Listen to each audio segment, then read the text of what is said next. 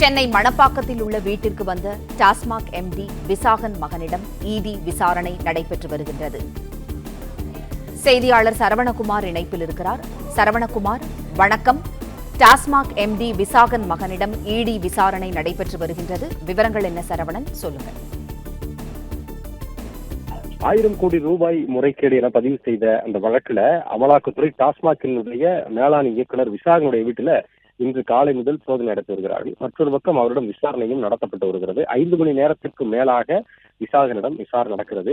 2 விஷயங்களை முன்வைத்து விசாரணை நடக்கிறது. ஒன்று, அவருடைய வீட்டிற்கு அருகிலேயே இன்று காலை கிழித்து வீசப்பட்டிருந்த முக்கியமான ஆவணங்கள், வாட்ஸ்அப் உரையாடல்கள் அடங்கிய அந்த ஸ்கிரீன்ஷாட் நகல்களை வைத்து விசாரணை நடத்தப்படுகிறது. யார் இதை அனுப்பியது, யார் யாருக்கு அந்த தகவல்களை பரிமாறியது, எங்கிருந்து இது வீசப்பட்டது, வீட்டுக்குள் இருந்து வீசினார்களா, வெளியிலிருந்து வந்து வீசினார்களா போன்ற தகவல்களை குறித்து விசாரித்து வருகிறார்கள். மற்றொன்று, இந்த வழக்கு தொடர்பாக மார்ச் மாதம் நடத்தப்பட்ட சோதனையில் கைப்பற்றப்பட்ட ஆவணங்கள், அவற்றை வைத்து விசாகனிடம் விசாரணை நடத்தப்படுகிறது. குறிப்பாக இந்த கொள்முதல் விவரங்கள் தொடர்பாக, டெண்டர்கள் தொடர்பாக இப்படி பல்வேறு இருக்கக்கூடிய சந்தேகங்கள் அடிப்படையில் விசாரணை நடத்துகிறார்கள்.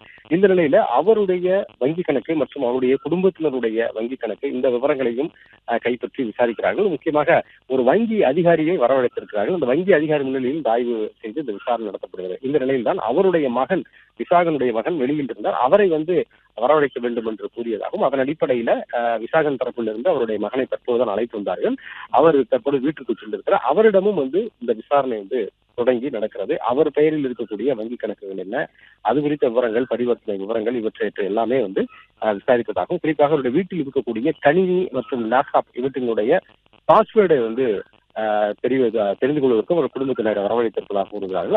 அதன்படிதான் அவருடைய மகனையும் வரவழைத்திருக்கிறார்கள். அதில் இருக்கக்கூடிய விவரங்களை கைப்பற்றி விசாரிக்கவும், ஹார்ட் டிஸ்களை எடுத்து அதில் இருக்கக்கூடிய தரவுகளை கைப்பற்றவும் அமலாக்கத்துறை அதிகாரிகள் திட்டமிட்டிருக்கிறார்கள். அதற்காக தான் அவருடைய மகனையும் வரவழைத்திருப்பதாக தெரிவித்திருக்கிறார்கள். குறிப்பாக அவருடைய வங்கி கணக்கு விவரங்களை ஆய்வு செய்வதற்காக வங்கி அதிகாரியை வரவழைத்தும் இந்த ஆய்வானது, இந்த விசாரணையானது சென்று கொண்டிருக்கிறது. ஒரு பக்கம் இந்த ஆவணங்களை கிழித்து வீசியது யார் என்பது தொடர்பாகவும், அந்த ஆவணங்களில் இருக்கக்கூடிய தரவுகளை வைத்து விசாகனிடமும் விசாரணையை தீவிரப்படுத்தியிருக்கிறார்கள். ஏற்கனவே 2 முறை அவருக்கும் சம்மன் அனுப்பி அவர் ஆஜராகாத நிலையில தற்பொழுது சோதனை நடத்தி வரக்கூடிய நிலையில் அவரை வைத்து தனியாக அவர் ஒரு அறையில் வைத்து விசாரணை நடத்தி வருவதாகவும், மொத்தமாக அவருடைய வீட்டில் தரைதளம் இல்லாமல் மேலும் 2 தளங்கள் இருக்கிறது.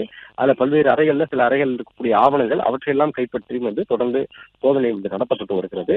அதில் இருக்கக்கூடிய சந்தேகங்கள் தொடர்பாக விசாரணையிடம் விசாரணையும் நடத்துகிறார்கள். அவருடைய குடும்பத்தினருக்கு ஏதேனும் இதில் பணப்பரிவர்த்தனை தொடர்பாக விவரங்கள் கிடைத்தால் அவர்களிடமும் விசாரணை நடத்துவதற்கு திட்டமிட்டிருக்கிறார்கள். அதன் அடிப்படையில் தான் அவருடைய மகனிடமும் தற்பொழுது விசாரணை நடப்பதாக அமலாக்கத்துறை அதிகாரிகள் தரப்பிலிருந்து தெரிவிக்கப்பட்டுள்ளது.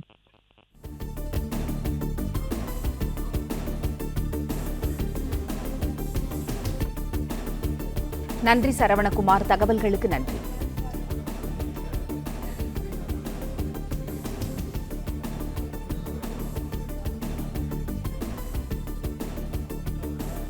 பிளே ஸ்டோர் மற்றும் ஆப் ஸ்டோரில் இருந்து பாலிமர் செயலியை QR கோடு மூலம் பதிவிறக்கம் செய்யுங்கள்.